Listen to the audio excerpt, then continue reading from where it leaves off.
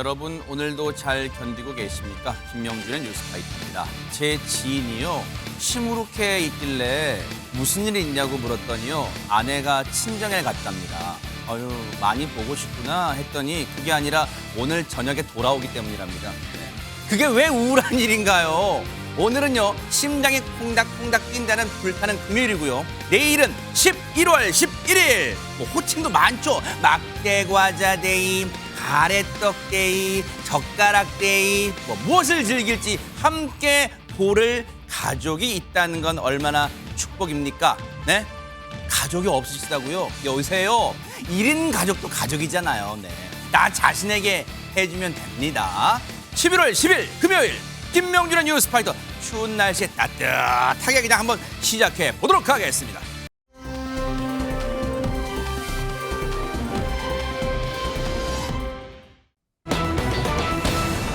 지난 3일이었죠. 사기 혐의로 구속된 전청조가 오늘 검찰에 송치가 됐습니다. 끝내 아무 말도 안 하고 검찰로 송치됐을까요? 영상 만나보시고 이어가 보도록 하겠습니다.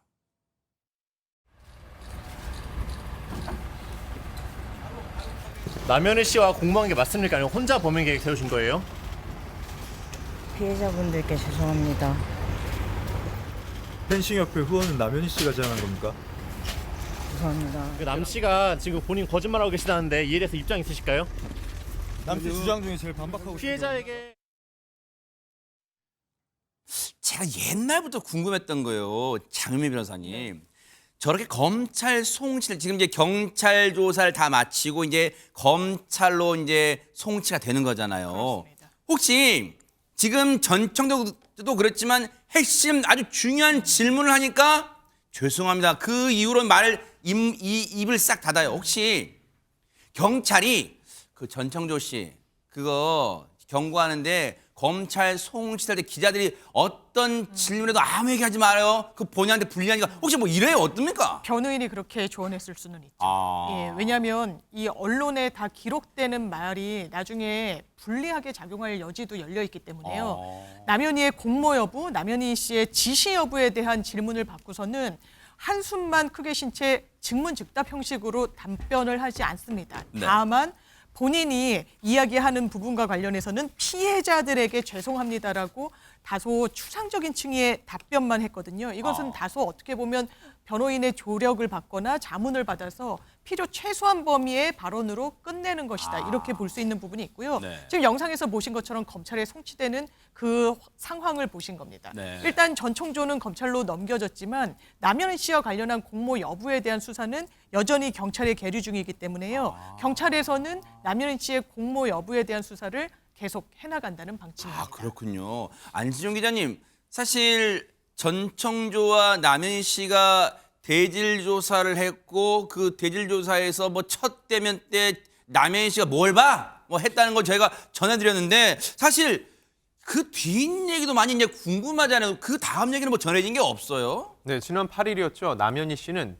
피의자 신분으로 경찰의 소환 조사를 받았습니다. 네. 이 자리에서 전청조와 대질 조사 이루어졌는데 이 와중에 전청조가 남현희와 단 5분만 얘기하게 해달라는 요청을 했다는 거죠. 이거에 대해서 남현희 씨가 즉각 거절 의사를 밝혔는데 남현희 씨의 거절을 떠나서 수사관은 이 요구를 들어줄 수가 없습니다. 왜냐하면 두 사람은 지금 공모 의혹도 받고 있기 때문에 두 사람이 따로 대화를 하는 걸 허락할 수 없는 거죠. 본격적인 조사가 시작된 뒤에는 경찰이 전청조와 남현희를 철저히 분리해서 쉬는 시간에도 따로 대화할 여유가 전혀 없었다고 합니다. 아니 백성문 변호사님. 전청조가 남현희 씨랑 단둘이 5분만 있게 해달라. 혹시 현이야 나 정말 너 사랑했다. 뭐 이런 얘기 하려고 했던 걸까요? 뭡니까? 네, 전청조 씨가 지금까지 굉장히 많은 거짓말을 해왔잖아요. 어허. 근데 전청조 씨가 남현희 씨하고 단둘이 5분만 있게 해달라. 그 얘기는 뭘까요? 난 아직도 남현희가 굉장히 소중한 사람이야 라는 것처럼 비추게 하는 거고 그러니까 내가 이 소중한 사람에 대해서 하는 얘기가 거짓말이 아닙니다라는 걸 수사기관에 강조하기 위해서 한 액션입니다. 뭐 물론 뭐 남현희 씨가 전청조 씨와 이 사기 혐의를 사기 관련해서 이제 공모를 했는지 여부는 수사를 통해서 지켜봐야겠습니다만 네. 현재까지 전청조는 소위 입만 열면 거짓말하고 있는 그런 상황이기 때문에 네. 일단 남현희 측에서도 뭐 수사관도 당연히 제지를 했겠지만 설사 수사관이 허락을 했다고 하더라도 남현희 씨는 또 그 5분 안에 또 무슨 얘기가 나오면서 본인이 어떻게 또 심정으로 말릴지 또 그런 걱정도 있었기 때문에 네. 당연히 거절할 수밖에 없었던 상황입니다. 그랬겠네요. 사실 지금까지의 상황을 보면 엇갈린 입장을 주장하고 엇갈린 입장을 되풀이하고 있는 두 사람이에요. 얘기 좀 들어보시고 이어가 보도록 하겠습니다. 의심은 했어요. 처음 만날 때부터요. 예. 사기꾼 아닌가? 근데 이제 지내는 과정에서 저희가 의심되는 거를 물어보면 그거를 다 그러니까 저희가 이해되게 대답을 하는 그런 재주를 갖고 있었고, 마지막 최종 목표가 제 주변 사람들을 먼저 이제 그렇게 투자를 하게 만들고, 네. 그다음 마지막은 저였던 것 같아요. 너무 많은 나쁜 짓을 많이 해왔어요, 전 청조가. 한 가지 제가 좀 걱정이 되는 부분은 남현 씨는 아니라는 증거, 몰랐다라는 증거, 모습이 많을 겁니다. 그거까지 저는 잘 헤쳐나갈 수 있을지 너무 걱정이긴 하지만, 저 혼자는 남현 씨가 이 사실을 알고 있었다라고 밝히는 건 못해요. 증거가 하나도 없어요. 제 주장은 할 수 있겠죠. 근데 저는 진짜 이길 자신이 너무 없어요. 혼자는 진짜 못 이겨요. 증거가 아무것도 없기 때문에. 조영은 원장님, 지금 저희가 듣기만 해도 정말 두 사람의 주장이 진짜 180도 달라요, 진짜. 네, 서로 정말 다른 얘기를 하고 있죠. 근데 아까 전청조가 피해자분들께 죄송하다라고 했는데요. 네. 정말 죄송할까요? 저는 그렇게 생각하지 않습니다. 이 정상적인 죄책감이나 미안함을 가지고 있고 사회적 규범을 내재화한 사람이라면 애초에 그런 사기 행각을 하지 않습니다. 그랬겠네요, 맞아요. 그런데 이제 죄송하고 부적절감을 느끼는 것처럼 지금 보여지고 있는데요. 이건 이 상황을 어떻게 해서든지 자신에게 좀 유리하게 이끌어가 보려는 어떤 연출인 것 같습니다. 네. 그래서 지금 뭐 전청조 씨는 어떻게 하면 이 상황을 좀 유리하게 가져갈지 해서 머리가 복잡할 것 같고요. 네. 지금 남현희 씨의 경우에는 뭐 피해자인지 사기 공모자일지 이건 아직은 판단이 되지는 단언하기는 힘들죠, 않았지만요. 그렇죠. 네, 공모자로 보기에는 지금 남현희 씨가 명예 측면에서 이제 너무나 잃을 게 많은 유명인이었다는 그렇죠. 말이죠. 그러기에는 너무 이제 결혼 사실을 언론에 노출하고 알리고 그랬단 말이에요. 네. 그래서 이제 피해자의 입장이다라고 본다면 네. 이제 상당한 뭐 분노와 배신감을 느끼겠지만 남현희 씨의 심리는 지금 가장 큰 심리는 저는 수치심인 것 같습니다. 정말 부끄러울 것 같거든요. 정말 온갖 네티즌들이 아니 어떻게 저런 사기 행각에 속아 넘어가냐, 그러니까요. 같은 사기꾼이 아닌 거냐 하면서 이제 조롱하는 글들이 지금 쏟아지고 있습니다. 아마 전청조는 몰라도 남현희 씨의 마음은 지금 조용은 원장님 말씀처럼 진짜 많은 온갖 생각이 들 것 같다는 그런 생각해 봅니다. 그런데 이담 아나운서 지금 이 시간에 가장 솔직히 언론에서 좀 소외돼 있어요. 누구냐면 피해를 당하신 분들, 그분들이야말로 지금 속이 새까맣게 타들어가는 분들 아닐까 싶어요. 맞습니다. 전청조가 뭐 진심이든 아니든 피해자에게 죄송합니다라고 한들 그 말로 속 타는 게 나아지겠습니까? 아하. 게다가 속 타는 사람들 점점 더 늘어나고 있습니다. 어머나. 제가 지난주에 바로 이 자리에서 말씀드릴 때만 해도요. 피해자가 15명의 피해 액수 19억 원이었고요. 그랬죠. 며칠 뒤에 피해자가 20명의 액수가 26억 원이었는데 네. 오늘 검찰 송치되면서 조사된 결과를 보면요. 피해자 23명의 피해 액수 28억 원으로 늘었습니다. 어머. 많이 늘어났습니다. 네. 주로 해외 비상장 회사나요, 국내 앱 개발 회사에 투자를 권유하는 방식으로 전청조가 돈을 가로챘다고 합니다. 아하. 일단 전청조는요, 경찰 조사에서는 사기 범행에 대해서는 모두 인정했다고 합니다. 의혹 수준이 아니라 지금 확인된 피해자만 액수가 이렇게 많은데 조금 전에 그 그래픽 좀 보여주세요. 그 전청조 눈 질끈 감고 있는 그래픽 좀 보여주세요. 아니 저게 지금 참외 질끈 눈 감은 거예요? 아니면 나 그때 그 월간지 인터뷰만 안 했으면 나 이거 진짜 사기 진짜 안 들어왔을 때 혹시 그런 거 후회하는 거예요? 진짜 전청조 천벌을 받을 사람이고요. 지금 피해자분들 피눈물 흘리고 있어요. 반드시 죄값을 달게 받는 걸 뉴스파이터가 눈 부릅뜨고 지켜보도록 하겠습니다.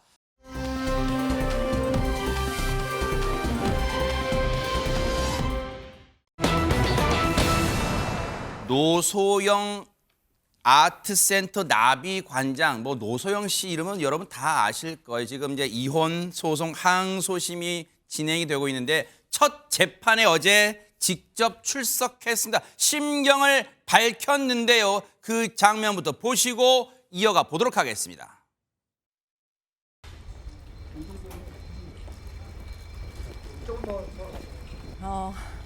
오랜 30여 년간의 결혼 생활이 이렇게 막을 내리게 된 거에 대해서 참담하다고 말씀을 드렸고요.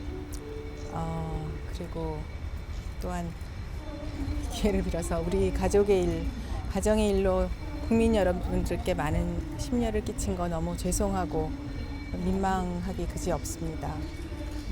다만 바라는 것은 저의 이 사건으로 인해서 가정의 소중한 가치가 법에 의해서 지켜지는 그런 계기가 되기를 바람하지 않습니다. 감사드립니다. 네. 아트센터 나비 퇴거 요구 관련해서는 혹시 한 말씀 부탁드립니다. 뭐 적정 위자료나 지분에 관해서는 어느 정도라고 좀 생각하세요? 나오지 마세요. 나오시면 안 됩니다. 백성문 변호사님, 네. 말 그대로 본인도 그런 얘기했습니다만 표정에서도 참담함 신경이 좀 느껴지네요.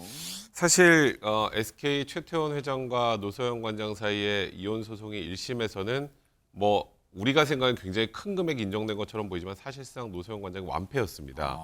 그래서 항소를 제기를 했고요. 또 최태원 회장 같은 경우는 위자료 액수가 너무 많다고 같이 항소를 제기한 건데 이제 어제가 변론길이 아니고요. 변론 준비길입니다. 그게 뭐냐면 이제 앞으로 재판을 진행하면서 어떤 증거, 어떤 증인들을 불러서 확인할지를 계획을 세우는 날이에요. 근데 사실 지금 노소영 관장과 최태원 회장은 1심에서도 본 것처럼 서로 이혼하겠다는 의사는 이제 동일한 상황 아니겠습니까? 그런 경우에 원래 당사자가 나올 이유는 거의 없죠. 변론 준비길뿐만 아니라 변론기일도 나올 필요가 없습니다. 보통 변호사들끼리 알아서 하는데 노소영 관장은 제 개인적인 생각으로는 어제 변론 준비길에서 판사에게 무슨 말을 하고 싶었다라기보다 언론을 통해서 기자들을 통해서 국민들한테 본인의 심경을 밝히고 싶었던 것 같아요. 네. 그래서 전 출석했다고 보이는데 그러니까 어제 사실 가장 의미심장한 부분은 가정의 소중한 가치가 법에 의해서 지켜지는 그런 계기가 되길 바란다. 그러니까 1심 판단이 부당하다. 국민들에게 호소하는 그런 의미로 어제 좀 이례적으로 변론 준비길에 출석한 것으로 보입니다. 지금 보세요. 조용은 원장님이 이제 아까 영상 보셨을 때 노소영 저는 이제 아마 시청자분들 그런 생각 하셨을 거예요. 처음에는 언뜻 보면 초반부 영상 보면 이래저래 좀 밝은 표정인가 하셨을 텐데 그 심경을 쭉 밝혀 나가면서 표정 변화를 보니까 조용 원장님 순간 울컥하는 장면도 있는 것 같더라고요. 네, 그렇습니다. 저 노소영 관장님이 사실은 전 대통령의 딸에 한때는 재벌가의 안주인이었고 또 본인의 스펙도 굉장히 화려합니다. 그렇죠. 스탠포드 대학에서 석사를 하고 관련 영역에서 초빙 교수로 일을 하고 또 자녀 셋까지 아주 잘 키웠다고 유명하죠. 우리가 볼 땐 정말 모든 걸 다 가진 것 같은 분이지만 제가 볼 때는 가장 중요한 게 없어요. 가장 신뢰받고 가장 의지할 수 있는 대상과의 관계를 잃어버리신 거죠.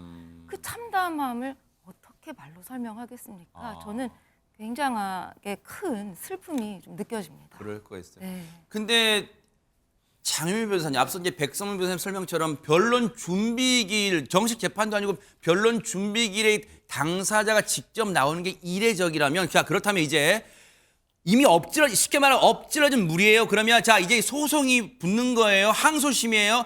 혹시 노소영 관장 입장에서는 이제 법적 투쟁이다, 이제 싸움이다. 그걸 뭘 얻어내고자 하는 게 혹시 있어요? 있습니다. 재산 분할에 집중할 수밖에 없어 보이는데요. 일단 1심에서 완패라고 말씀 주신 것처럼 노소영 관장 입장에서는 받아들이기 어려운 결론일 수밖에 없었을 겁니다. 일단 위자료 1억이 인정이 됐는데요. 보통 가정에서의 이혼 소송이라면 상당히 많은 액수라고 할 수 있지만 이 상대방인 전 배우자의 재력을 생각했을 땐 큰 액수라고 보기 어렵고 재산 분할은 665억 원이 인정됐지만 여기에 중요한 부분이 빠졌습니다. 뭘까요? 빠진 것은 이른바 SK 주식입니다. 노소영 관장 같은 경우에는 SK 주식이 지금까지 같은 시장에서의 가격을 형성하는 데는 본인의 기여도가 충분히 반영이 됐다라고 주장하지만 법원이 전혀 받아들이지 않았습니다. 왜 이 부분이 관건이냐면 지금 최태원 회장이 보유하고 있는 SK 주식의 가치가 1조 원이 넘기 때문입니다. 여기에 40%만이라도 기여도가 인정되면 4천억인 것이거든요. 그런데 665억? 사실 사실심 단계에서 증거를 재판 과정 중에 보여주고 증인을 부름으로써 인정될 수 있는 액수를 상환할 수 있는 마지막 기회입니다. 대법원에서는 증거 제출이 또 제한되기도 하고요. 그래서 마지막 승부수를 던지는 심정으로 오늘 첫 변론 준비 기일에도 출석을 한 것으로 보입니다. 그렇군요. 그래서 항소심 변론 준비 기일에도 직접 출석해서 재판부에게도 재판부 그 판사님들 앞에도 참담하는 심경을 직접 밝혔다는 얘기가 지금 전해질 정도예요. 아니 그렇다면 안진용 기자님, 시청자분들에게 좀 알려드리세요. 설명 좀 해드리세요. 진짜 노소영 관이 그러면 요구하는 그 재산 분할 상황 그런 그 액수나 이런 건 어떻게 되는 거예요, 그러면? 네, 1심 재판에서 노 관장은 위자료 3억 원과 함께 최 회장이 가진 그룹 지주사 SK 주식 중 42.29%, 약 650만 주에 대한 재산 분할을 요구를 했습니다. 이걸 금액으로 환산하면은 약 1조 원 정도에 해당이 되니까 지금 현재 판단된 금액과는 굉장히 큰 차이를 보고 있죠. 네. 이에 대해서 일단 최 회장 측은 재산 분할액 665억 원에 대해서는 수긍을 하지만 이 위자료 1억 원과 이혼 청구 기각을 받아들일 수 없다면서 역시 항고를 해서 팽팽하게 평행선을 그리고 있습니다. 네. 앞서도 말씀드렸지만 액수만 놓고 보면 시청자분들께서 아니 그것도 많구만 이렇게 하실 텐데 이제 상황이 금액만 놓고 판단하기는 지금 이 단순 판단하기에는 좀 이르다 그리고 좀 무리가 있다는 거예요. 그래서 찬찬히 들여다볼 필요가 있는데 이 소송을요 백성문 변호사님 이게 항소심이잖아요. 재판부가 누구냐에 따라서 판결이 좀 달라질 수 있고 그래요? 저는 좀 조심스럽게 예측을 해보면 1심 판결이 뒤집힐 가능성 거의 없습니다. 예, 통상적으로 지금 이 주식 같은 경우 재산 분할 대상에 포함을 시키면 경영권 분쟁 문제도 생길 수 있고요. 그리고 또 특유 재산이고 이 재산 형성의 기여도를 인정하기가 현실적으로 좀 어렵습니다. 그래서 통상적으로 이렇게 재벌가의 이혼 사건과 관련돼서 아니면 회사 대표 이혼 사건과 관련해서 대부분 주식이 재산 분할이 대상 경우는 거의 없고요. 현실적으로 이 부분은 좀 인정되기 어려울 것 같은데 근데 아마 노 관장 입장에서는 그런 부분도 있을 거예요. 만약에 그냥 지금 이 665억 원만 인정이 되면 만약에 최태원 회장이 지금 현재 살고 있는 뭐 김희영 씨죠. 김희영 씨하고 만약에 법적인 부부가 된다고 한다면 그쪽이 상속 재산이 만약에 최태원 회장이 사망하면 상속 재산이 그쪽이 훨씬 많아지는 그런 문제들이 생긴다는 것. 이런 부분들에 대한 불합리를 주장하시는 것 같은데 일단 뭐 우리나라 법원의 지금까지의 판단 그 판례들을 좀 이렇게 종합해서 생각을 해본다면 현실적으로 1심 판단에서 재산 분할 액수가 뭐 드라마틱하게 확 올라가거나 떨어질 가능성이 높아 보이지는 않고 오히려 네. 위자료 부분이 1억이었잖아요. 네네. 근데 우리가 보통 이혼 사건에서 위자료 인정되는 걸 많이 봐야 한 5천만 원 정도를 보는데 위자료를 1억이나 인정했다는 건 사실 좀 많은 편이에요. 뭐 재벌 회장이라고 위자료를 많이 내야 되고 이런 곡은 아니니까 그 부분이 오히려 변경되면 변경될 가능성이 있지 않을까 그건 제 개인적인 생각입니다. 자 이런 가운데요 안진용 기자님 느닷없이 방 빼라 이런 말이 나온다는데 이게 무슨 얘기예요 갑자기? 네, 노소영 관장, 아트센터 나비의 관장이죠. 네. 그런데 이 퇴거를 요구하는 소송 역시 진행이 되고 있습니다. 왜냐하면 바로 SK 본사 서린빌딩 4층에 위치하고 있기 때문이죠. 지난 8일입니다. 서울중앙지법에서 SK이노베이션이 아트센터 나비를 상대로 제기한 부동산 인도 청구 소송의 첫 조정 기일이 열린 겁니다. 여기서 노 관장의 변호인 측은 노 관장 개인보다는 미술관의 대표자라는 사실이 중요하다고 강조를 했고요. 미술관은 미술품을 보관하는 문화시설이다. 그래서 그 가치가 보호돼야 하고 근로자의 이익을 고려할 책무와 책임이 있기 때문에 퇴거는 어렵다는 입장을 전했는데 네. 그러면서 이렇게 퇴거하게 되면 미술품을 둘 곳도 없고 직원도 모두 해고해야 한다. 이혼을 한다는 이유로 이렇게까지 해야 하냐면서 토로했습니다. 네. 자, 이에 대해서 SK이노베이션 측은요. 네. 오히려 노 관장 측이 시간을 끌고 있다는 거예요. 이게 무슨 얘기냐? 네. 아트센터 나비는 2019년 9월을 기점으로 이미 임대차 계약이 종료됐다는 거죠. 결국은 무단으로 공간을 점유하면서 노 관장의 개인적 소송인 이혼 소송과 이번 건을 연관짓고 있다고 얘기를 했고요. 또 결국 사무실을 비우지 않아 임직원들의 불편은 물론 경영상 손실도 크다고 반박했습니다. 장민 변호사님 네. 감성적, 동정적 그런 감정을 일단 배제하고 이 소송 지금 SK 본사 4층에 있는 이 나비 이 아트센터 나비 이 여기서 퇴거해라 이 소송은 어떻게 조심스럽게 전망해 볼 수 있을까요? 이거는 법대로 하자는 거예요. 이게 부부 관계가 아니라 이 법인에게 대여를 해준 거, 그 임대차를 놔준 거 아니겠습니까? 네. 임대차는 당연하지만 계약 기간의 종료 시점이 있습니다. 이 지금 SK 이노베이션 측에서도 계약 시점이 종료된 지 한참 지났는데 왜 퇴거하지 않느냐? 그러면 노사연 관장으로서는 아니 이혼한다고 이렇게까지 매정하게 할 수 있느냐라고 하지만 법리적인 관점에서만 보면 계약 기간이 종료하면 퇴거하고 이 부동산을 인도해줘야 되거든요. 임대인에게. 그렇다면 이 부분을 시간을 끌더라도 이 소송에서는 노관장이 좀 패소할 가능성이 조심스럽지만 열려 있는 것 같습니다. 그러니까 이게 소송으로 끝까지 가면은 노관장이 이게 어렵습니다. 조금 전에 장윤 변호사 말씀하셨던 것처럼 계약 기간이 종료됐기 때문에 그런데 주목할 건 조정기일이에요. 조정기일이라는 거는 법대로라기보다 양측 합의하에 정리하는 과정이에요. 그러니까 이제 노소영 관장 입장에서는 야 이혼한다고 이렇게까지 해? 라는 게 이제 어찌 보면 감성적으로 접근하는 건데 일단 SK 이노베이션 측에서는 이전을 한다면 그간에 예를 들어서 뭐 임대료 같은 거가 미납이 됐다거나 막 그런 부분들도 이전할 때 이전 비용이라든가 이런 것도 추가해서 합의해서 지급할 의향이 있다라고 하니까 지금 조정기일이 열린 거거든요. 그러니까 조정기일에서 무조건적으로 우린 퇴거할 수 없다라고 주장하기는 좀 쉽지 않을 거고 다만 이제 이곳에서 나간다고 하더라도 나비에서 현금 자산이나 많고 뭐 이렇다면 이동한다고 미술품 보관할 곳이 없거나 뭐 직원을 꼭 해고해야 되는 건 아니거든요. 그래서 일단은 지금 감성적으로 접근하고 있으나 저는 개인적으로 조정이 좀 정리가 되지 않을까 싶습니다.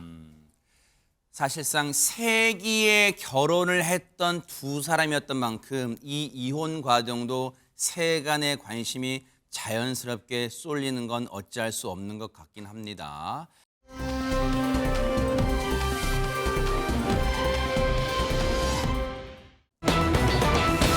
분위기 바꿔볼게요.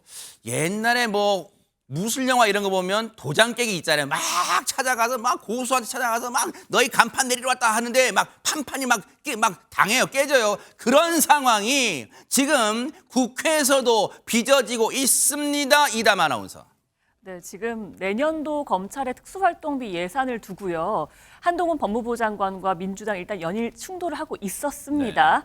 일단 민주당의 홍익표 원내대표가요. 부적절한 사용 내역에 대해서 사과하고 소명하지 않으면 이 마약 수사 비용을 비롯한 특활비 전학을 삭감하겠다라고 이야기를 하니까 한동훈 법무부 장관이 그게 홍익표 원내대표 개인 돈이냐, 본인 돈이 아닌데 세금으로 갑질하는 거에 대해서 국민들이 정말 가짜게 생각할 것 같다라고 반박을 해서 또 이게 조금 화제가 발언만 되기도 놓고 보면 했습니다. 물러서지 않았네요, 진짜. 네, 그랬습니다.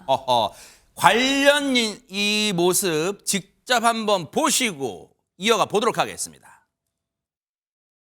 그 2.75억밖에 안 되는 마약 수사를 막기 위한 수사비를 더불어민주당이 전에 깎겠다고 나서는 것에 놀라실 것 같습니다. 하도 그 말이 같잖아서 제가 이건 한번 얘기하겠습니다. 2억 7천만 원 뭐 마약 수사비 없앴다 이런 얘기하는데 그럼 마약 수사비 한 10억쯤 해주면 마약 수사 근절시킬 수 있습니까? 무슨 말 같지 않은 얘기를 합니까? 법무부 장관이. 홍익표 더불어민주당 대표가 10억 주면 마약 막을 수 있냐라고 했던데 그게 국민 세금이지 홍익표 개인 돈은 아니지 않습니까? 또 홍익표 민주당 대표가 가짜다라는 말도 했던데요. 마약 막는 세금으로 갑질하는 것에 대해서 주권자 국민들께서 정말 가짜게 생각하실 것 같습니다. 10억 주든 1억 주든 저희는 최선을 다해서 마약을 막겠습니다. 야, 이거 진짜 전운이 감도네 진짜. 뭐 지지 않습니다 지금. 아니, 그러니까요. 지금 뭐 민주당 또 홍익표 원내대표는 홍익표 원내대표대로 굉장히 지지 않고 굉장히 가짜다는 표현을 써가면서 한동훈 법무장을 비난을 했고 한동훈 장관도 지금 검찰 이 특활비 관련해서 지금 민주당과 굉장히 불편한 상황이죠. 이에 대해서 지지 않고 역시 맞받아 쳤는데 이제 검찰 입장은 이렇습니다. 이제 원래 특수활동비라는 것이 사실 원래 쉽게 말해서 어디 쓰는지 잘 모르는 돈이죠. 특수활동에 쓰는 거지 보통 영수증 첨부해서 하는 건 아니잖아요. 근데 이와 관련해서 이제 문재인 정부 때 첫 해는 한 170억 이상 되던 일단 검찰의 특활비가 5년 차 때 한 80억 정도로 줄었고 지금도 한 80억 정도 수준인데 네. 근데 지금 얘기 나오는 것처럼 마약 수사 관련 특활비가 한 2억 5,700인가 2억 7,500 정도. 네, 2억 7천. 예, 이것도 인정을 안 해줬다라는 거는 이제 검찰 입장에서 이제 법무부 입장에서 보면 아니 그럼 저기 잠입 수사하는데 그거 다 영수증 처리해가지고 그거 근거를 다 마련하라는 것이냐? 그건 말이 안 되는 것 아니냐? 그러니까 이건 말 그대로 민주당이 다수당으로서 그냥 갑질하는 것에 불과하다. 이렇게 강력하게 비판하고 있는 것이죠. 아니 그러면 장유미 변호사님, 민주당 입장에서는 검찰의 특활비를 줄여야 한다 이런 명분은 뭘까요? 일단 특활비라는 건 수사 기밀이 필요한 정보를 수집하거나 아니면 좀 밀행성의 원칙을 견지해야 되는 수사 과정 중에 좀 들어가는 돈을 전부 다 오픈하기가 어렵기 때문에 별도로 책정하는 예산이라고 생각하면 되시는데요. 네. 이게 88억 원 정도로 감액이 된 건 맞습니다. 그런데 실제로 최근에 법원에서 특활비 내역을 필요 최소한도로 또 공개할 것을 명한 부분이 있거든요. 그래서 어디다 썼나 봤더니 휴대폰 요금하고요. 무슨 공기청정기 렌탈하는 데도 쓰고 그랬습니다. 그리고 한 70억 원이 넘는 돈은 아예 증빙조차 하지 못했어요. 이거 국민 혈세입니다. 이 정부 들어서 59조 이 세금 손실이 발생하고 있는 상황에서 정확하게 써야 된다라는 점을 강조하는 것이지 마약과 관련한 수사의 특활비 자체를 영원으로 하자는 게 민주당 입장은 아닙니다. 이제는 민주당 원내대표도 한동훈 법무장관과 지금 으르렁거리는 대립각이 지금 그 주인공으로 등장하기도 했습니다. 그런데 평소에 한동훈 법무장관과 진짜 자주 으르렁거리던 그런 분이 있죠. 바로 박범계 의원인데 이번에는 어떤 장면이 연출됐을까요? 한번 보시고 이어가 보도록 하겠습니다. 왕 중에 왕, 1인 지배 시대. 그걸 한동훈 장관이 지금 하고 있는 거예요. 전혀 그렇지 않습니다. 아니면 답니까? 아니라 하면 다예요. 아니 실제가 아닌데 그걸 인정하라고 하시는 거는 얘기가 안 되는 것이고요. 대검검사급, 고검검사급, 평검사 전부 다 한동훈 장관이 다 해버렸습니다. 이런 전례가 있어요? 과거에 의원님께서 장관이실 때 검찰총장을 완전히 패싱하시고 인사를 하신 것으로 백도 없는 말 하지 마십시오. 가볍기가 정말 깃털 같아요. 예. 일국의 법무부 장관은 많은 다수의 여야 법사위원들의 질문 세도를 받는 겁니다. 그것을 감내하라고 장관직을 임명하는 거고요. 감내하고 있습니다. 그러니까 제가 의원님 말씀을 듣고 있지 않습니까? 예. 제가 여기 의원이 훈계 드리러 온 것은 아니고요. 훈계 질문을 아닙니다. 해주시면 됩니다. 예. 나라를 생각하고 이 나라 국민을 위해서 드리는 말씀입니다. 개인 말씀하세요. 박범계가 아니잖소. 그렇지 않습니까? 반말은 하지 말아 주셔야 되지 않겠습니까?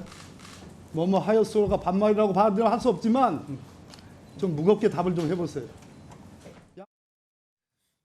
사실 요 장면은 이제 한창 으르렁거릴 때인데 그 으르렁거림 속에서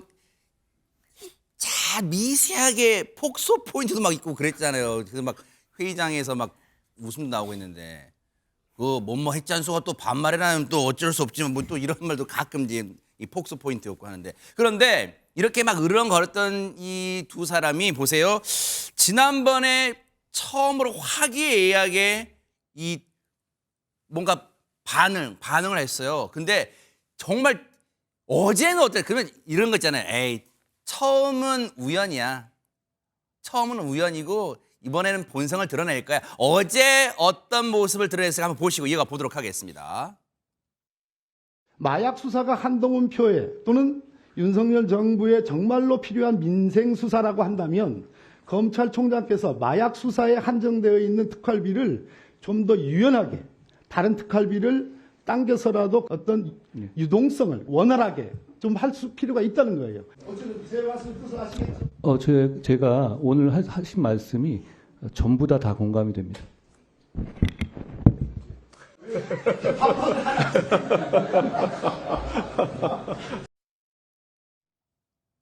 아니 근데 보기에는 일단 훈훈해요. 네네. 근데 어쨌든 좀 약간 갑자기 이게 블랙 허무 개그가 되는 느낌도 있고 막 그런 거 있잖아요. 네. 요즘에 두 분이 브로맨스를 하시는지. 하여튼 네. 저번에는 이 그 가정폭력 아동 피해자 관련해서 보호 관련해서 얘기를 하다가 너무 공감을 하니까 저희가 되게 당황했잖아요. 네. 근데 오늘 거는 제가 생각에 박범계 의원이 한동훈 장관이 받아칠 거라고 생각하고 얘기를 한 거예요. 지금 검찰 특활비 관련해서 그러니까 쉽게 말해서 우리가 제대로 책정 안 해줘도 검찰총장이 마약 수사 근절, 마약 범죄 근절을 위해서 좀 유동성에게 유용하게 쓰면 되는 거 아니에요? 이렇게 얘기하니까 맞습니다. 그러니까 왜 반박을 안 하지? 이제 이런 취지였던 것 같은데 네. 저는 이제 이 소위 말하는 뭐 정책이나 이런 거 관련해서는 건 정쟁하고 상관없는 요소와 관련해서는 상대방을 서로 인정해주는 저런 태도를 전 개인적으로 굉장히 보기 좋습니다. 네.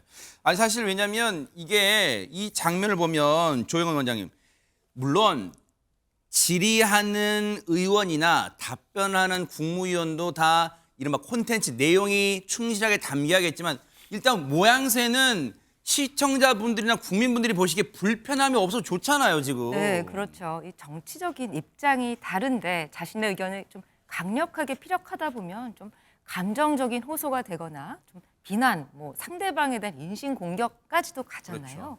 그런데 사실 여야 대립을 하는 것은 이 건설적인 논쟁을 통해서 국민들에게 정말 도움이 되는 문제 해결책을 찾으려는 목적에 그렇죠. 의한 네. 건데 이게 참 주객이 전도돼서 싸우기 위해서 저러는 건지 하면서 국민들의 피로가 가중될 때가 있었는데 오늘은 정말 간만에 훈훈한 모습 보기 그러니까요. 좋았습니다. 맞아요. 남을 이겨야 내가 뜬다. 그러니까 남에게 면박을 주고 창피를 줘야 한다. 그런 논리에서는 좀 벗어나는 좀 어른스러운 성숙한 모습 국회에서 자주 보여지기를 기대를 해보도록 하겠습니다.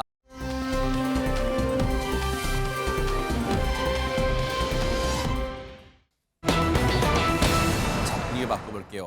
이거 제목 보세요. 아무리 아내가 바람이 났다지만 이게 제목 진짜 안진욱이 어떤 상황입니까 이게 지금? 현지 공군 소령의 이야기입니다. 이 공군 소령 배우자의 불륜 사실을 알아냈는데 불륜 사실을 알아냈다는 거는 아내에 상간남이 있다는 거죠. 그래서 이 상간남에게는 또 아내가 있었습니다. 그래서 이 불륜 피해자들이 증거 수집을 위해서 만나기로 약속을 했고 지난해 11월 결국 한 카페에서 만남을 갖게 됩니다. 아하. 아니 근데 너희들 딱 걸렸어. 뭐 이제 이걸 잡아내기 위해서 지금 그 불륜 관계 아이고 말도 어떻게 저 네 명의 관계를 어떻게 정리할지 모르지. 자, 그 불륜이 있어요. 상대가 그 각각의 배우자들이 따로 만나서 자, 우리 의기투합해서 뭔가 증거를 딱 잡아봅시다. 뭐 이런 거예요. 이담 아나운서 뭡니까 이게 지금? 네, 뭐 정리하자면 불륜 가해자들과 불륜 피해자들이 있는 거잖아요. 진짜 정리 잘한다. 저 대박 사건. 네. 그런데 이 공군 소령이요, 갑자기 그 상간남의 아내의 손을 끌어당기면서 손을 2차례나 접촉을 했다고 해요. 어머? 이 피해자는 싫잖아요. 네. 그래서 여성분은 거부를 했다고 합니다. 네. 그런데 공군 소령 이렇게 얘기합니다. 우리도 바람 피워요. 짜증 나는데. 어머나? 그러면서 오늘 같이 어디를 가자, 좀 가자라고 제안을 합니다. 아니 진짜 말 기가 막히고 코가 막혀서 헛웃음밖에 지금 저희가 시청자분 진짜 오해는 맞아. 헛웃음이 나오는 거 너무 기가 막혀서 아니 이게 백성만 변호사님 무슨 빵당 시츄에이션입니까? 그러니까 뭐 배우자들 바람 피는 거 증거 잡겠다고 했다가 본인이 갑자기 상대방을 뭐 혹해서 지금 저런 행동을 한 거 아니겠습니까? 근데 그래도 상대방 그 배우자는 이런 상황이 지금 연출되는 건 더 황당하다고 판단했고 이거는 명백하게 범죄에 대한 제안이죠. 뭐 그러니까 일단 본인 손을 쓰다듬고 뭐 하려는 걸 딱 치우고 나와서 이제 귀가를 하려고 하는데 공군 소령이 이렇게 얘기합니다. 끝까지 생각 없으신 거죠? 하면서 네. 뒤에서 끌어안기도 했다고 합니다. 어머나 아니 그러면 포기를 모르는 남자네요. 어머나 진짜 아니 장유미 변호사님 너무 진짜 너무 지금 기가 막혀요 지금. 그렇다면 저 공군 소령이라는 작자는 애초부터 마음이 콩밭에 있었던 거예요. 증거 수집은 그 핑계고 뭔가 딴 마음이 있었던 거예요. 뭡니까 이게 지금? 그래 보이는 부분도 있죠. 정말 증거 수집을 할 요량이었으면 자기의 가정으로 지금 바람핀 배우자를 돌이키려고 하는 거잖아요. 근데 본인이 이 상대방 여성에게 우리 숙박업소 가자고 했었거든요. 모텔 가자 이렇게 제안하고 이거 저 이만 가보겠습니다. 그러니까 뒤에서 와락 껴안았다는 건데 결국에는 법원에서 유죄 판단을 받았습니다. 이게 소설 같은 얘기 아니라 진짜 있었던 일이라는 얘기예요? 진짜 있었던 일이고요. 일단 90만 원 벌금형 강제추행으로 받았는데 이런 걸 기습추행이라고 합니다. 이 여성 입장에선 방어할 새가 없었던 것이거든요. 그냥 본인이 어떤 의도치 않는 성적인 이 상대방의 대상이 됐던 부분이기 때문에 네. 벌금 90만 원에 그쳤는데 거기에 대해서 법원은 일단 자백하고 있는 점, 다른 전과가 없다는 점, 그리고 상당한 비용을 주고 합의에 이르렀던 것 같습니다. 그래서 피해 변제가 이르렀다는 점 등을 합해서 벌금 90만 원형을 선고했습니다. 세상에 저 여성분은 이중 피해를 이중적으로 정신적 고통당한 거잖아요. 자신의 배우자가 외도를 해. 그런데 그 외도 상대남의 배우자한테 저런 행동을 기습적으로 당해 정말 정신적 충격이 배가 됐을 것 같은데 제발 잘 침착하게 또 치료도 잘 병행하시기를 진짜 기원해 보도록 하겠습니다. 아유 화가 나네요.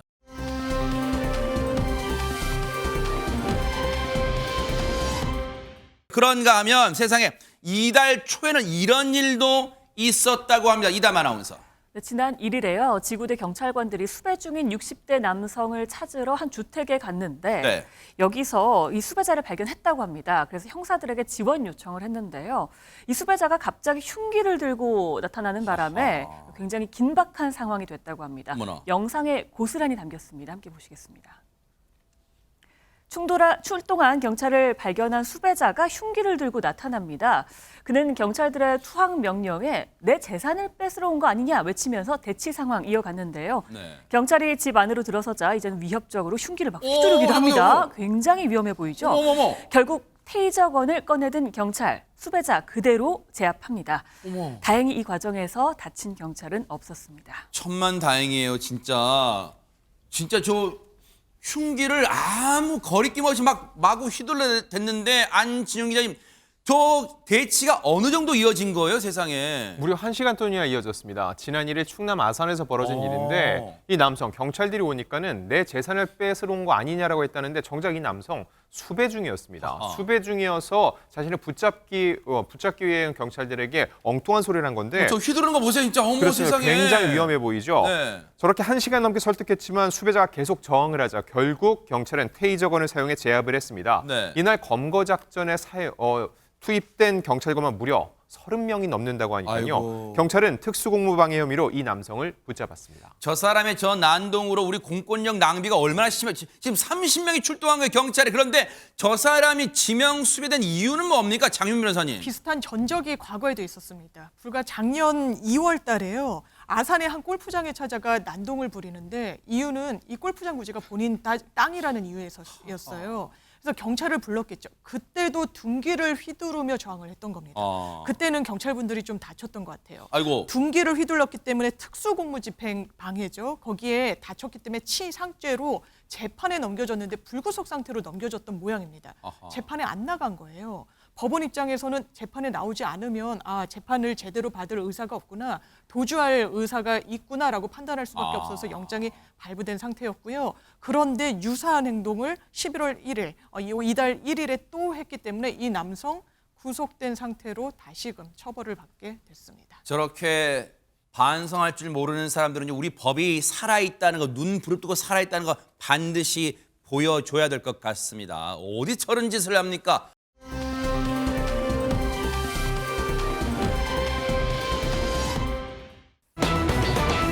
요즘 진짜 갑자기 추워졌잖아요.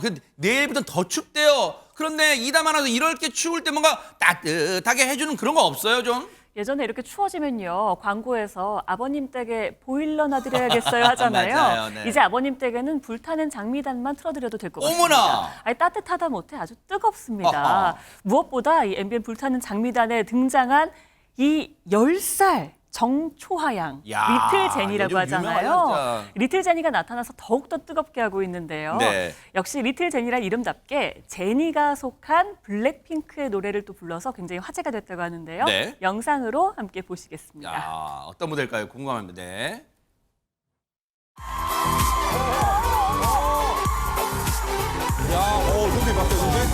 우리 엄마 매일 내게 말했어, 언제나 남자 조심하라고. 사랑은 마치 불타는 가셔서 다치니까. 멈출 수 없는 이 떨림은 on and on and on. 내 전부를 넌 세상에 다 던지고 싶어. Look at me now. 이렇게 넌 애태우고 있잖아. 그럴 수 없어. 우리 사랑은 불장난.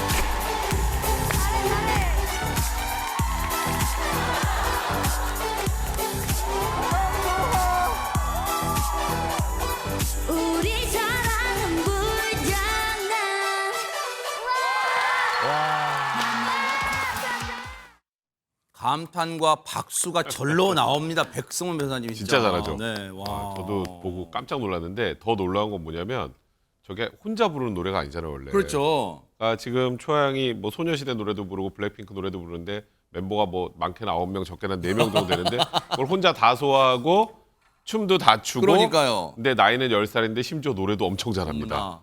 아까 옆에서 마이크 흔드는 분들 좀 봤죠? 삼촌 부대들. 그래서 거의 아저씨 부대쯤 그러니까요, 네. 되는 것 같은데 거의 뭐 손태인 씨나 신성 씨나 거의 넋을 놓고 그냥 애녹 씨는 막 지금 정초화 이거 하고 있네요. 그럴 정도로 그러니까 가수들도 보고 빠져들게 만들 정도의 엄청난 실력을 보여줬는데 네. 얼마나 잘 소화했는지를 알려주는 지표가 하나 있습니다. 뭘까요, 이게? 누적 조회수가 영상 노출된 누적 조회수가 1억 5천만 뷰를 기록했다고 합니다. 아니 1,500만 뷰도 아니고 1억? 어머 대박! 어머 진짜 1억 5천만 뷰를 1억 5천만 뷰 여러분 1,500만 뷰가 아니라 그런데 대체 어떤 무대를 그동안 초하양이 보여줬기에 그럴까요? 안 볼 수 없죠? 쫙 보시고 이어가 보도록 하겠습니다. 어떤 설렘도 어떤 의미도 내게 미안하지만 난 sorry 오늘부터 난 bitch 나는 solo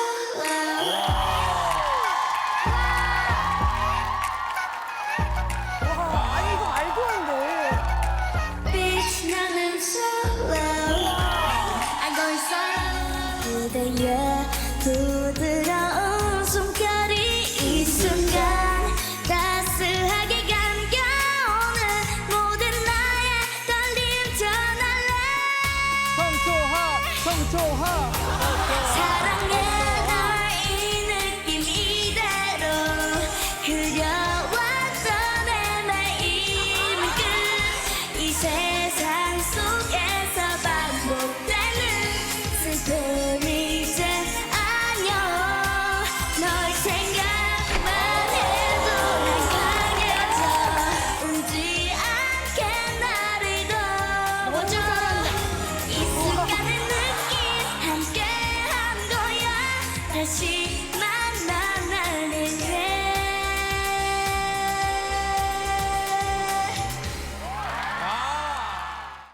아니 초하양은 심장이 몇 개, 숨도 안 차요. 대박 사건인데 근데 안진용 기자님 지금 저렇게 노래를 진짜 여러 명 부르는 원곡을 진짜 혼자 한 것도 대단하고 그리고 조회수가 1억 5천만 뷰도 대단한데 더 놀라운 게 있다면서요 또.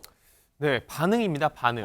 이게 사람들이 볼 때 긍정적이냐 부정적이냐가 굉장히 중요한데 긍정일색이라는 거죠. 일단 지금 노래를 부르는 것도 워낙 완성도가 높은데 다 라이브로 부르고 있다는 겁니다. 실력이 출중하다는 거죠. 아직 전문적인 트레이닝을 받기 전인데도 저 정도 실력이면은 정말로 트레이닝을 받으면 어떻게 될지 그래서 한국인들의 댓글을 보면은 아, K-팝의 미래가 밝다. 우리는 앞으로 더 큰 제목을 얻을 수 있을 것 같다라고 얘기를 하고 있고요. 그리고 중요한 건 외국인들의 댓글도 줄을 잇고 있습니다. 왜냐면은 K-팝을 많은 외국인들이 좋아하죠. 그들이 정말 실제 가수들 말고도 이런 식으로 꿈나무들의 무대까지 보고 있고 그 내용들을 보면은 이 무대가 나를 아주 편안하게 릴렉스하게 만든다. 그녀의 목소리가 내 정신 상태보다 오히려 더 안정적이다라고 할 정도로 감탄을 금치 못하고 있는데 정말 전홍초양이 향후 어떤 K-팝 스타로 거듭나게 될지 궁금해집니다. 야, 대단하네. 정말 정초양은 진짜 이 원석 하나 발견했어요. 그런데 이렇게 한 방에 무대를 뜨겁게 달구는 것도 좋은데 이담 아나운서 뭔가 이렇게 은근하게 뭐 손난로 같은 그런 무대는 없어요? 있습니다. 왜 없겠습니까? 바로 김주은 양의 무대인데요. 주은 양이 노래 딱 시작하자마자요. 신성 씨가 이렇게 얘기합니다. 성대에 가야금이 들었다. 성대에 가야금이 대박. 꺾기가요? 꺾기가 보통이 아닙니다. 아니, 어떤 무대인지 영상으로 보시겠습니다. 야, 성대에 가야금네.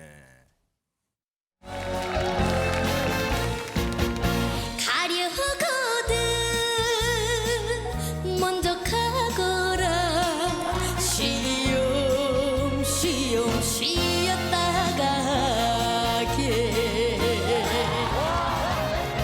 찬바람도 비바람도 견뎌온 내 청춘아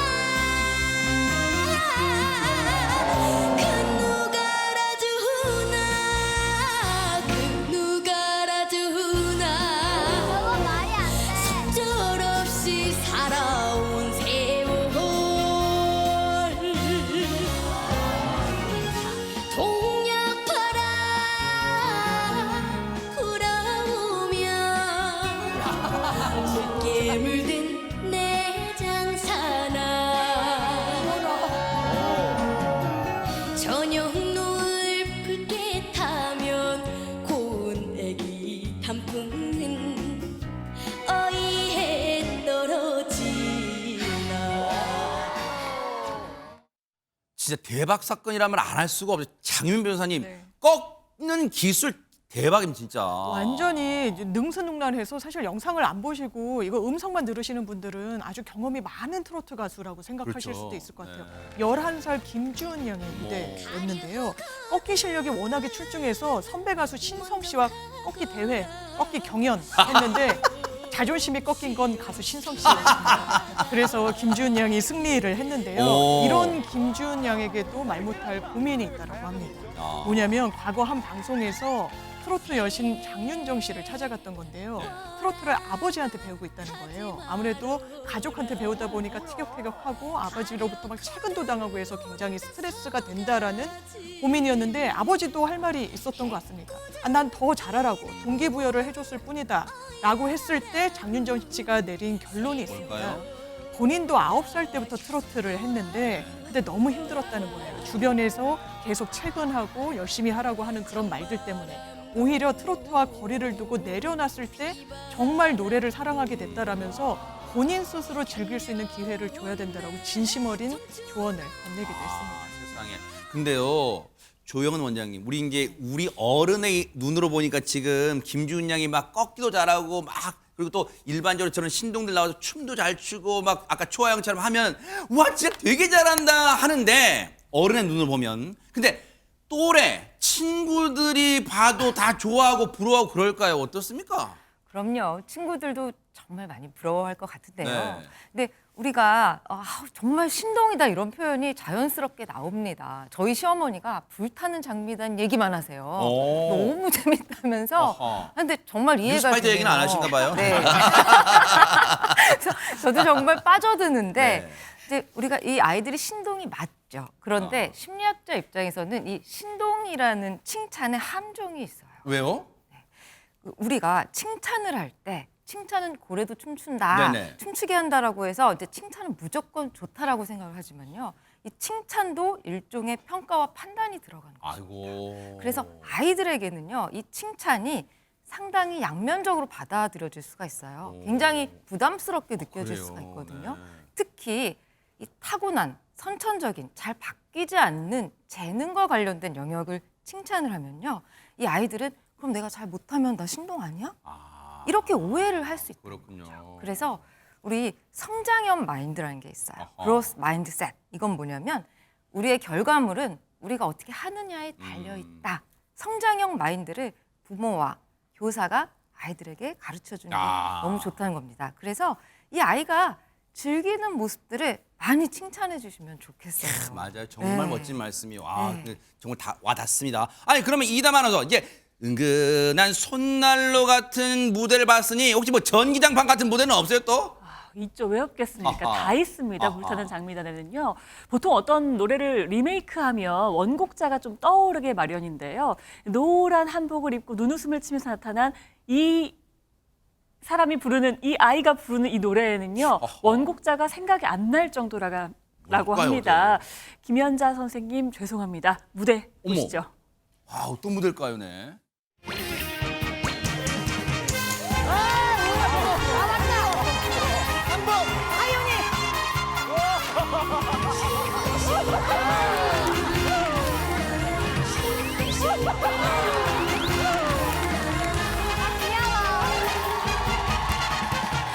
내가 믿어줄게요. 나만 사랑한다면 한 가지만 약속해줘요. 내가 전화할 때 전화 10분 대로 내게로 들려와요. 눈물 내지 말고 핑계 내지 말고 옆길로 새지도 말고 여자는 꽃이랍니다. 혼자 두지 말아요.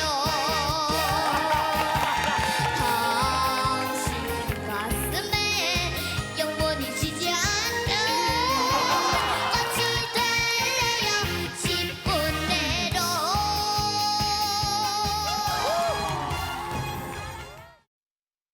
아니 오늘 대박 사건이 남발되는 경향이 있습니다. 어쩔 수가 없어요. 대박 사건인데 제목은 10분 내로지만 백성문 변호사님 지금 좌중이 10초 내로 다 지금 뭐 완전 히 자지러졌어요. 거의 네. 첫 소절 할 때 끝났어요. 네. 근데 전하윤 양이 6살이거든요. 뭐 저는 6살 때 저 가사도 못 외웠을 것 같은데 노래를 부르는 건 고사하고.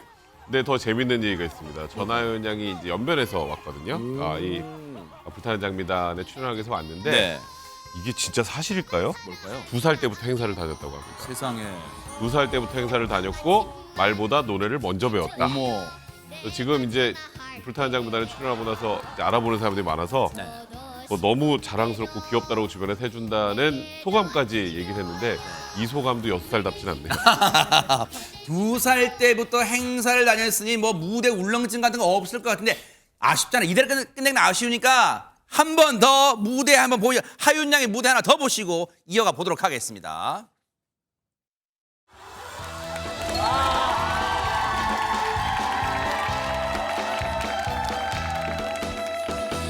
허리허리 수리수리 어라리요 허리허리 고개로 넘어간다 아주까지 잠자는 구경자리 살구나무 우정자로 만난 나보세 허리허리 이수리수리 어라리요 허리허리 고개로 넘어간다 열나는 컵밭은 왜 아니 열고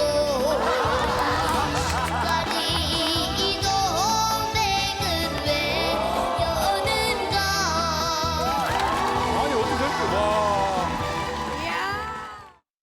아, 저희 MBN이 진짜 반짝반짝 빛나는 원석들을 이번에 많이 발견했어요. 우리의 K-팝 또 K-트로트의 미래가 참 밝다 이런 생각해 봅니다. 앞으로의 무대도 저희가 응원해 보도록 하겠습니다.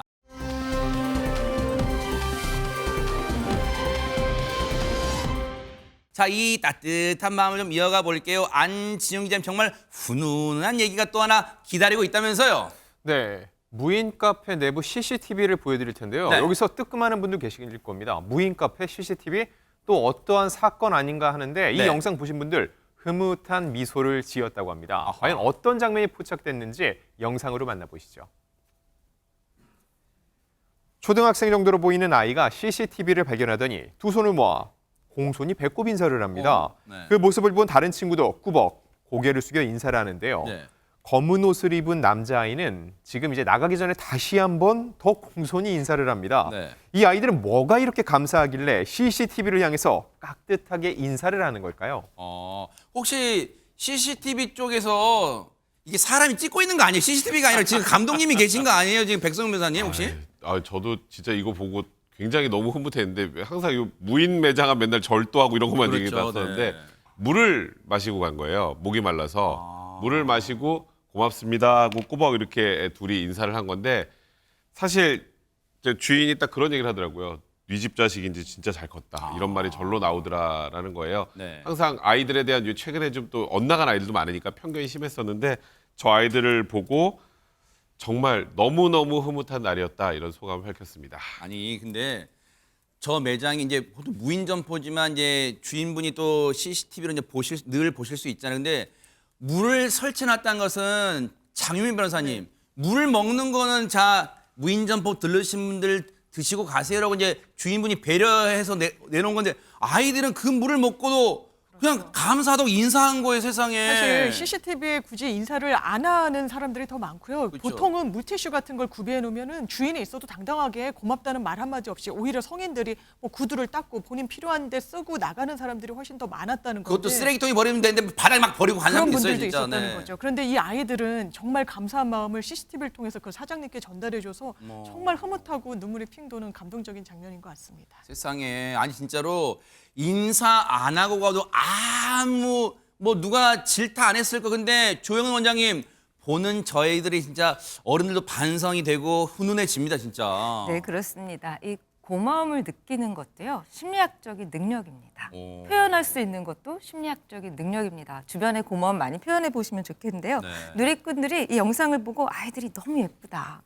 보는 사람까지 기분이 좋아진다. 어른인 내가 보고 배운다. 아이들 부모님은 매일 행복하시겠다 하면서 굉장히 뿌듯하셨습니다. 그러네요. 진짜 네. 보는 사람까지 기분 좋아진다는 말 진짜 100% 공감. 어른인 내가 보고 배운다도 100% 공감이에요. 왜냐하면 우리 아이들이 마냥 철딱선이 없고 그럴 줄만 알았는데요. 아무도 안 보고 있는데도 누가 시키지 않는데도 그 목마를 때 물 마신 그 감사함의 고마움을 나타낸 저 아이들 정말 모르긴 말라도 진짜 커서 훌륭한 인물 될 것 같다. 이런 생각 뉴스파이터가 해봅니다. 응원하겠습니다. 정말 멋졌어요. 보고 계십니까? 대박 사건. 네, 안녕하십니까? 김명준입니다. 여러분과 함께하는 뉴스파이터. 다양한 소식과 뉴스를 보고 싶으시면 화면 오른쪽을 꾹 눌러 구독해 주시길 바랍니다. TV로도 유튜브로도 여러분께 한 발 더 다가가겠습니다. MBN 뉴스와 뉴스파이터를 사랑해 주셔서 고맙습니다.